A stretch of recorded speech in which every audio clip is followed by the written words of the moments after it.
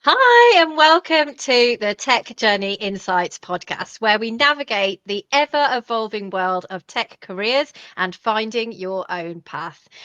This is with me, Rebecca Franks, and my co host, Beverly Clarke. Beverly, who are we meeting today? Well, Rebecca, today we're joined by a very, very special guest, David Sokoler. David, welcome and thank you so much for joining us. Can you tell our listeners a little bit about you? For sure. Thank you so much for having me. So my name is David Sokoler. I am the founder of Hiro Stories, which is the app that transforms young learners into the stars of short, imaginative films. It's just our way of celebrating the creativity and imagination of young people and kind of giving them the full immersive experience of what we know is already going on in their heads when they are reading books and pretending to be their favorite characters. That sounds really fun. So, how did you actually come up with this idea to make this app? For sure. So, I don't even know how many years ago it was, but I was playing with my little cousin in his basement, and he was in a deep Star Wars phase where he was acting out every scenes from the movie Star Wars, from all the movies. And he had me record him acting out those scenes on my iPhone. And after every scene, he would run over and be like, show me how I looked. And he would watch back the scene, critique his performance, and then go do it another time, another take. And so I got home and I took those scenes and I put it into an editing software and I edited it all together, gave it soundtrack, sound effects, a little bit of a story arc. And he showed it at his Jedi themed birthday party just a couple months later. And needless to say, as I'm sure you can imagine, it was a hit. And it kind of got me thinking, this is kids really like, this is the imagination. This is the playtime. This is the reason when we were kids, we put on plays in our basement, right? Like it's all the same thing. And it is beyond the means or the time or the skills of the average parent to be able to kind of bring that full holistic experience to their kid. But, given my background in television and as a television producer, I happen to have that skill set. So we began trying to figure out, well, how can we kind of automate that process to give those kids that full immersive movie experience? And we'll probably talk about it a little bit more, but I didn't just want it to be a fun app. We then dug into, well, how can we make it beneficial? Like, what are the indicators of quality screen time? What are the principles of learning and education that are important to instill in an experience like this so that we can feel confident that when parents are picking or making the selection to use Hiro Stories, that it is a beneficial opportunity for their kids. But I'm getting a little bit ahead, but that's how it happened. A basement, Star Wars, pure imagination. That's fantastic, David. In the pre-chats, I heard this story from you, and I find it inspirational, and I hope our listeners are finding it inspirational also. So it's an amazing story. Now, there are many people out there who are thinking, I'd love to build an app. So what advice would you give to them if they wanted to get started with building an app? Look, it's for someone who's not technical, it is a very daunting journey, for sure. And the realities of it are, and I've been very fortunate to have the resources to be able to pay people to help me do stuff. But even then, it was a really tricky space to navigate. So first things first, I'll share how I did it. And then we can kind of talk about the lessons I've learned. I went to my Rolodex and I looked for anyone who knew how to code anything that was in my friend group and was like, what can we build for as little money as humanly possible? And honestly, the first thing we did before we even got to the technical space is we built a version of what we thought a story would look like in Keynote, an Apple product. You could use Keynote, you can use PowerPoint, you can use anything. We built a version of it that was clickable, a prototype that was clickable, but had no tech aspect to it. And we just used it with people. And so we showed them the interface. We had them click through. We asked them how the experience went. And then I also just recorded kids acting out the scenes. And I went into iMovie or Premiere and I put those scenes in manually and I sent it to them. And I was like, do you like this video? Is this something you like? So before we even got to the technical aspects of solving our how are we going to do this, we tested the individual elements with parents, with kids, with educators, and we kind of talked through it on a non-technical space. And that cost us almost nothing to do. Then it was time to kind of start moving into the technical space. And I had a friend build a prototype, and our technical, I would say this, do not let the idea of your final technical solution get in the way of you doing a version of it that just works. We, using, I think, the equivalent of code duct tape, put together a version that simulated the experience. And it was very, very unstable and buggy, but you know what? We could get people through it a few times, and it only cost us like $800 to build. So that was what we did. And so I think, every step forward is important, and you don't get caught in the weeds of having everything figured out, because the reality is even if you think you have it figured out, you do not.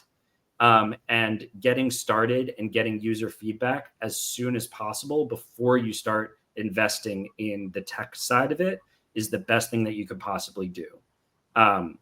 When I then was able to go and start interviewing developers, I did that on Upworks, which, if folks are familiar, is a contract website to hire a variety of different skill sets. Developers are just one of them.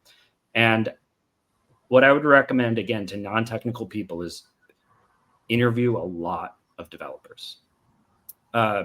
You are going to learn a lot about how people approach your solution.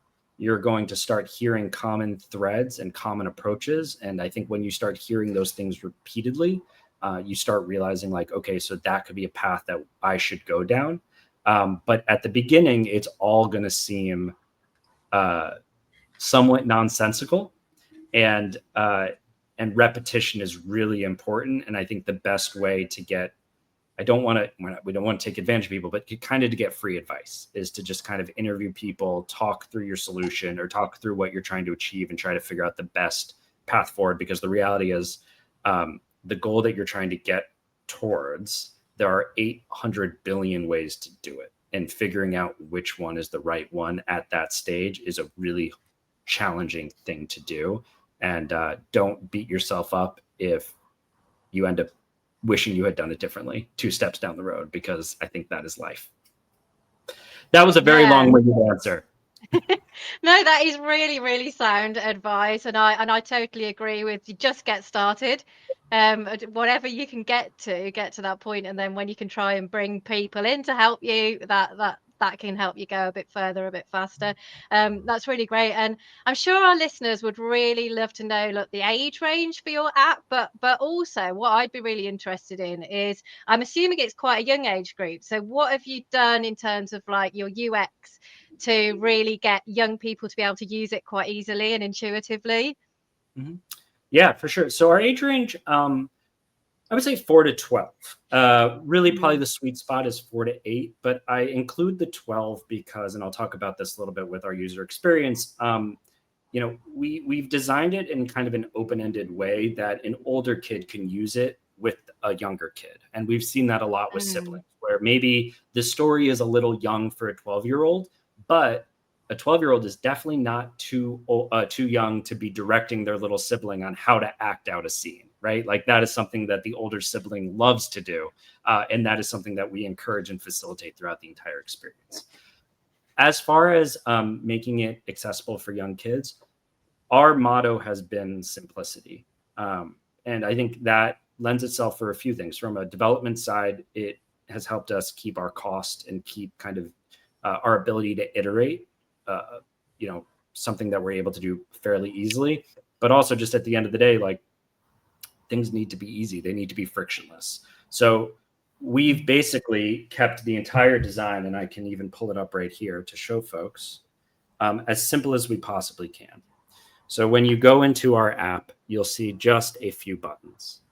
You click next, it brings you to read the next page. You click next, it brings you to a recording scene. So without putting us into a mirror of endless screens, this is what a recording opportunity looks like. And we wanted to design this so that you'd be working towards a fully animated movie starring you, And all it's going to take you, the user, to achieve that is pressing one button.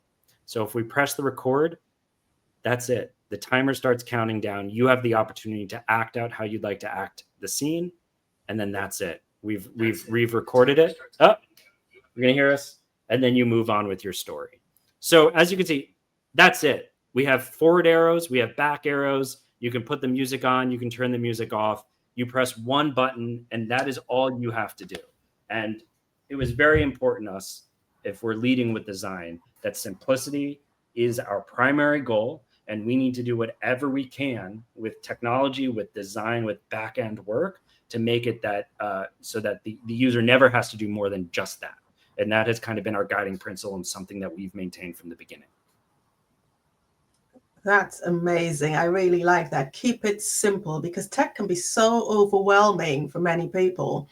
And that simplicity is what makes this even more attractive, a more attractive product. So, David, our listeners are also really interested in hearing about tech journeys, your individual tech journeys. And prior to Hiro Stories, you have described yourself, and I'm going to read this, as a creative media producer and entrepreneur with extensive experience pitching, researching, and implementing innovative visual storytelling products. So it may sound like quite a mouthful, but demystify it for us. Tell us about it, please. Well, I love that this is my opportunity to prove that I don't embellish on my resume. So for the 10 years or so prior to kind of diving into Hiro Stories full time, I have been a television producer in New York. I have had the tremendous honor to work for some of the most insanely talented storytellers in the industry. And now I will name drop. I started by working for Meredith Vieira. Good story of how I got that job. From there, I worked for John Oliver, your countryman who found no success in the United Kingdom and had to come to the US to find stardom. And then I worked for Hasan Minhaj, Michelle Wolf, and most recently, Jon Stewart. So kind of through those experiences, I learned storytelling. And I learned not just from a soft skill side of how to, work with creative departments to build a compelling narrative, but also the hard skills of how do you actually work with an editor, work with graphic design, work with writers, work with sound effects, work with all of these different departments to bring a story together. And so it was kind of through those 10 years that I feel like I was in hard training to get to Hiro Stories, where I brought, the storytelling and the logistics of building stuff to the table. What I was missing was the technical experience and the technical skill set that would take it to the next level. But the skills that I learned in television, I think, are very, very relevant. And if we talk about in the tech journey and the tech career field, product manager and project manager are the two terms that come around all the time when you're talking about building stuff within the context of a company. And I think a television producer is very much the equivalent of those positions, depending on the type of company that you're talking about. Yeah. Wow, that's amazing. So, how do you stay positive as a founder? It's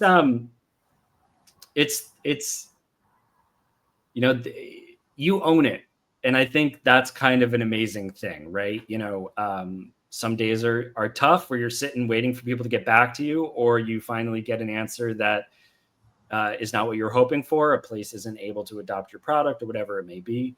But when you do get the good news, or you do get a user story that is shared with you, you get to own it. And I think that's a really special feeling, and something that, especially people from the creative space, like it's something that people really look for. So, building the app and having to be able to directly interact with people who use the app is a very, very rewarding experience. And I think that's kind of the fuel that keeps you going. That's really good to hear that. And I'm going to develop on the challenges now, David, because there's a lot of balance that needs to be brought when you're a founder, you're working on your own, and as you've just mentioned, sometimes you're waiting for someone, and even there might be doubt may creep in. So I happen to know that, you take your dog for walks and there's that life balance. So just talk to us a bit about the life balance and also that you use to keep yourself grounded, and anything else you do to deal with those challenges. It might be a great day and you're thinking, where is this going? I've invested so much time and energy and effort, and Yeah. is it actually going to reach the audience it should reach? Absolutely. I mean, look, I think to be an entrepreneur is to be slightly crazy, but I think that's kind of a beautiful thing. You have to be able to put your blinders on because there's just no other way that you can do it. It is oftentimes a solo journey, but as you continue and as your journey goes on, you do get to bring more people onto your team. And I will just say that the entrepreneurial community is one of the kindest and most resilient groups of people. And talking to other founders is also something that I love to do. And one thing on that, I think when you get into this space, everyone is you're so afraid. You're like, I have to protect my idea. People are going to steal my idea. I can't tell anyone about it. I can't talk about it. No one really cares. Your idea currently is not making money. Everyone that you're going to talk to is up to their eyes and more in the backlog of stuff that they have to do. And they're looking for comfort in the community just as much as you are. So, don't be foolish, but it's, I think, generally okay to let your guard down and to just talk to people because people want to help you. And not everyone is like a predatory shark, patent troll, Amazon scooping up your world. People are busy. And so I've found a lot of comfort in having those conversations and just kind of commiserating and connecting with other people building their own things. That's been really helpful to me. And then, go for a hike, go for a walk. You can't make someone email you back faster, so don't try. I mean, you could try, but good luck with that. Live your life and just, I think for me, there's the heart of our product is creativity.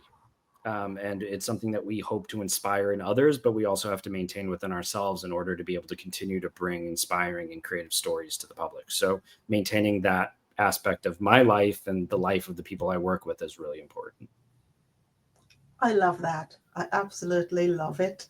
So I'm going to move us on again and come back to your TV work. See, you've created lots of original TV work. Let's hear about that. Everyone's got a TV in their home there enough. Let's hear a bit about that. Oh, you want the horror stories? David, just lead on. So my first job in television was in daytime television. I was working for Meredith Vieira, who is an absolute wonderful person. I don't know how familiar you are with her, but a truly, truly wonderful person who I'm indebted to and grateful to. When I talk to people, when I was, doing informational calls with people who are interested in television, I would always say, work in daytime, because in daytime television, you will get to do more, you will get exposed to more, and you will never have been busier and more frantic than you will be every day in daytime. And it will prepare you for a world of chaos and insanity. And there will never be anything you can't handle. The story that exemplifies that is the day that we were having wild animals on the show. And those wild animals were coming in a trailer from rural Pennsylvania to Midtown Manhattan to 30 Rockefeller Center, the famous building where SNL and Jimmy Fallon and all of that is happening. The trailer was coming in, and it was my job as a production assistant to meet them in the parking garage and to work to get all of the animals to the studio in time for the show. For whatever reason, the trailer did not have the initial clearance to get into the basement of 30 Rockefeller, so they were being held on the street outside of the building in Midtown Manhattan, where a truck driver clipped the edge of the trailer and caused a little bit of damage. We eventually get the trailer down into the basement. The animals start unloading. They have 2 or 3 hands, but there's a llama, an alpaca, a miniature zebra, a miniature donkey, a couple birds, a giant lizard in a crate. And we all started having to move these animals down a hallway to get to the elevator to go to the 6th floor to get to the studio. The problem is the llamas did not like the texture of the ground, so they refused to move. The donkey didn't like the shape of the ramp, so it refused to move. The zebra just started wandering off. There weren't enough people to hold all the different animals to get them where they needed to go. Meanwhile, the teamster that had been driving the truck, who needed to come down to take a police report because there had been some injured, no one was hurt, everything was fine. So the teamster down there is down there. The police department shows up because they have to take the record for the accident, while the animals are, going chaotically throughout the basement of 30 Rock. At the same time, the band that was performing for Jimmy Fallon that night was loading into their van to go somewhere for the afternoon. They start taking photographs and laughing at us. The llamas then need to be loaded onto a cart with a member of the union who comes and laid across them to wheel them down a hallway to get them up into the elevator to go up to the studio. And this is all happening probably 45 minutes before the show needs to start. And I don't know, 22, 23. And I'm fairly hard to fluster. And I was like, I almost cried. I almost called my producer. I was like, this isn't going to happen. This isn't going to happen. But you know what? It all worked out. And, I forgot there was a camel. And the camel they put in Meredith's dressing room because they thought it would be funny. The camel then proceeded to go to the bathroom on the floor of Meredith's dressing room, of course. Wow. So that was the day as a production assistant on the Meredith Vieira show.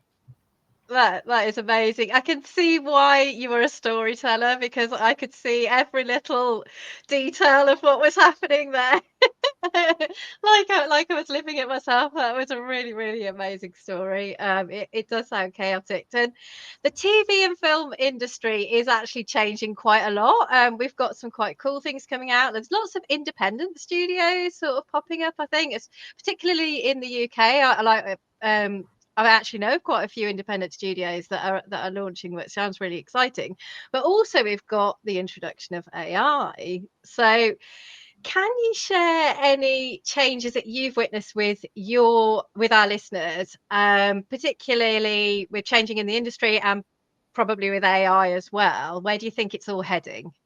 Yeah. So before I even talk about AI, I think AI is part of the conversation, but it isn't the thing that has changed the industry in the moment we're living in right now. That is user-generated content. I think we're in a space where traditional media channels are no longer, it is really hard to justify investing the millions of dollars a network would invest in producing a new television show when kids and your target demographic are spending all their time watching TikTok and YouTube, where it costs someone like almost nothing to produce 30 minutes of content and can then sell ads. So I think, that is the thing that has most immediately changed the landscape. In New York, just talking about the folks I know, it is a shell of what it was 5 years ago. And I don't think that is directly due to artificial intelligence. I think that is due to something that started 20 years ago. I do think that, and if you talk to my friends specifically who are in animation, that AI is starting to hurt them. And I think the fear is pretty strong there, where people are relying on generative products to produce a variety of things that previously would have been work that they were getting. And I think that space is accelerating pretty quickly towards a difficult position. And yeah, the mix is tough. I mean, I think that, and we can talk about this, like I use AI for some stuff. And it's and no one tool is pure evil, and no one tool is pure a gift from the great being. Like there are shades in everything. But I think what the concern is in the community that I've worked in for 10 or 15 years is the thoughtlessness in which everything is being introduced. And that is something that as people in technology, as people creating companies, as doing all this work, no one's telling us we have to be thoughtless about it. We can be thoughtful, and we can use it in an intentional way that builds towards a future that we actually want, not a future that we are just going to be thrown into because everyone is like throwing their hands up in the air, just being like, you can't stop progress. It's like, that is a choice. And so, yeah, that's kind of where I see things at right now, if that answers your question. Yes, Very, perfect. very interesting. The whole artificial intelligence debate rages on and on. So we'd like to end the podcast with a tip or a piece of advice that you would perhaps give to your younger self. What would you say that would be, David? Oh boy. Just in general, my younger self and others, there is one rule that she will be my wife in 8 days, but currently my fiance. I don't know when this airs, but one rule: support people's creative endeavors, whether it's your own or it's others. There's very little downside, and the act of making and the act of creating is the best gift that you can give yourself and you can give to your friends and your family. We learn. This is me. I learn by doing. Which, for better or worse, my school days.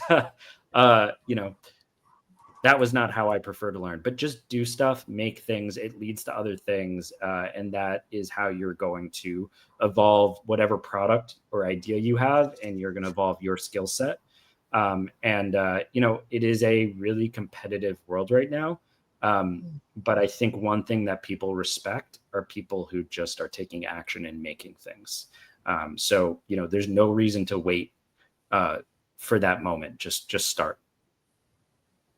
I absolutely, really, really love that. Creativity, skills, just start. That's a great way to start wrapping up this episode, David. David Sokoler from Hiro Stories, thank you so much. And thank you, everyone, for listening. Thank you, guys. Thank you. Bye-bye. Bye.